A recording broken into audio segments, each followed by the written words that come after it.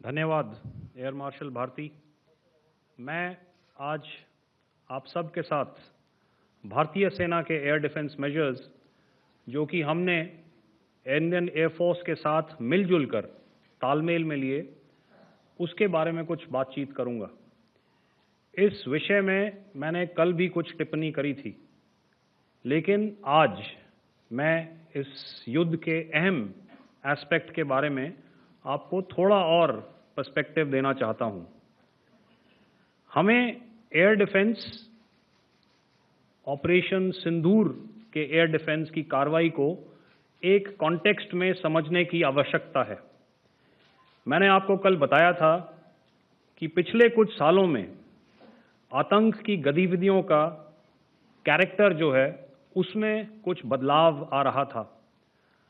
अब हमारी मिलिट्री के साथ साथ मासूम सिविलियंस जो कि अपना बचाव करने में विफल थे, उन पर भी हमले हो रहे थे।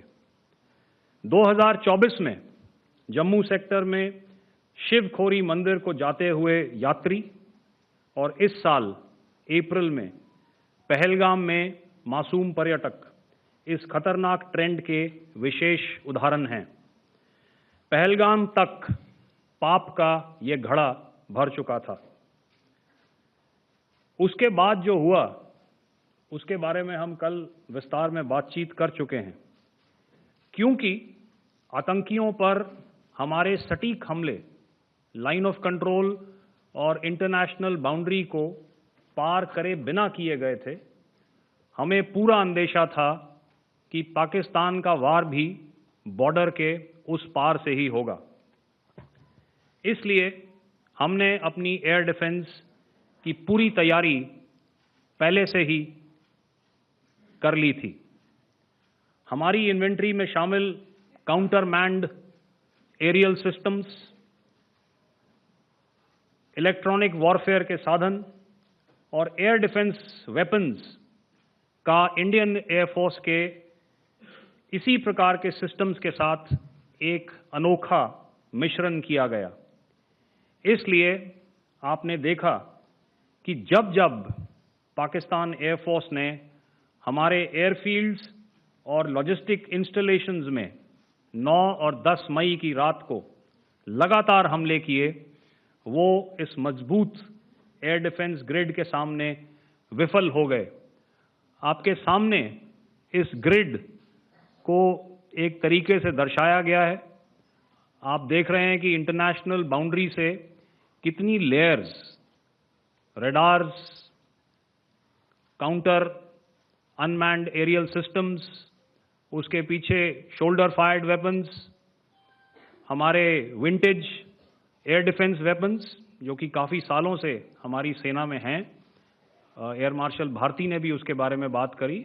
और लास्ट में हमारे modern air defence weapon systems. तो कोई मौका नहीं था कि पाकिस्तान एयरफोर्स ये मल्टी टियर डिफेंस को पार करके पीछे हमारी एयरफील्ड्स या लॉजिस्टिक इंस्टॉलेशंस को टारगेट कर पाए।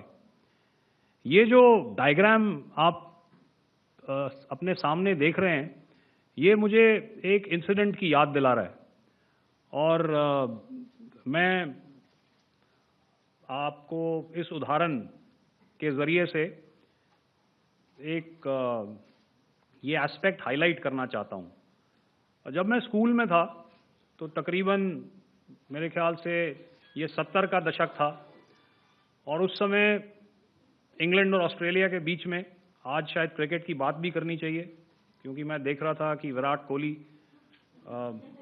ने टेस्ट क्रिकेट से रिटायरमेंट ले ली। कई भारतीयों की तरह वो मेरे भी फेवरेट क्रिकेटर हैं।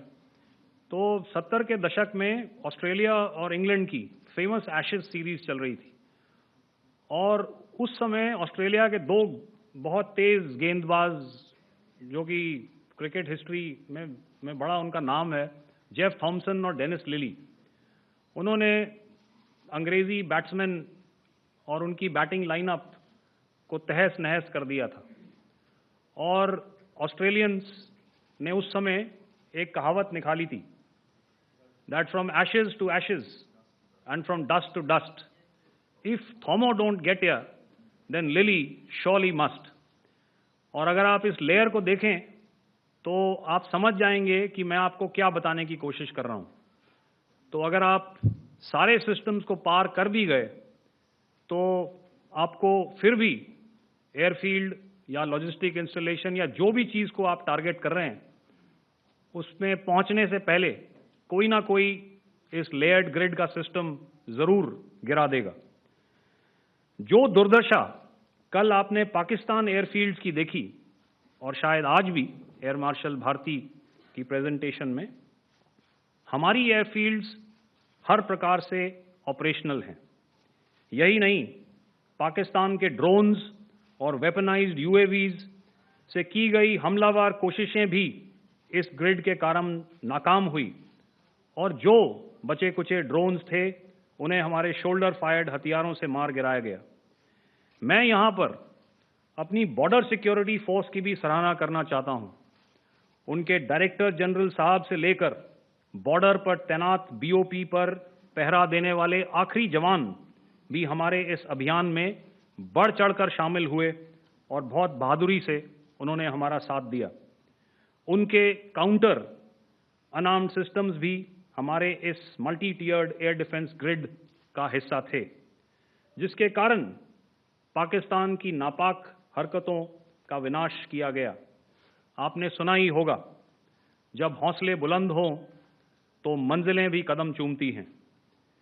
In the end, I would like to highlight again that in every single domain that Operation Sindhur has been prosecuted, there has been absolute synergy between the three services. Not only have we, in this endeavor, been fully supported by our government, departments, and agencies, I cannot here not mention our 140 crore countrymen that have stood behind us with their prayers and goodwill, urging and inspiring us to achieve our mission and objectives. For that, we salute you. You are indeed the best. Jai Hind.